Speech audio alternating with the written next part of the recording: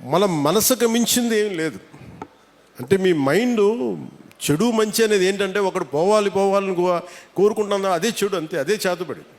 అందుకే ఇలా కాకుండా మీరు ఆలోచించాల్సింది, ఎవడు మన గురించి ఎంత చెడు చేద్దాం అనుకున్నా మనం యాక్సెప్ట్ చేస్తే తప్ప, మనల్ని ఓడించాలి నేను అసెంబ్లీలోకి అడుగు పెట్టం అని చెప్పి ఇంత కంకణం కట్టుకుంటే నువ్వెవడు ఇలాంటి చేతబడులు చేయడానికి?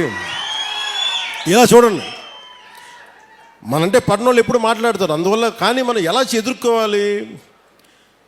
కూర్చొని కొట్టడాలు ఇవన్నీ కాదు. బలంగా మన మనసు బలంగా ఉంటే ఏది పనిచేయదు, మనకి ఏది దుష్టశక్తి మన మీద పనిచేయదు.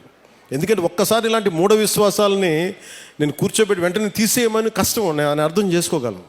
కానీ వీటికి మించి మీరు ఆలోచించాల్సిందిగా, ముఖ్యంగా యువతకి, ఆడపడుచులకి, మహిళలకి చెప్తున్నా. ఒక తరం అది నమ్మారు, ముందుకు వెళ్ళిపోయారు. తులసి దళం, తులసి నవల్స్ లాగా బస్తరు అడవుల నుంచి ఒకరు కొంతమంది వస్తారు, ఇలా చేశారు. ఇవన్నీ పాతకాలం అన్నీ అయిపోయినాయి. మీకు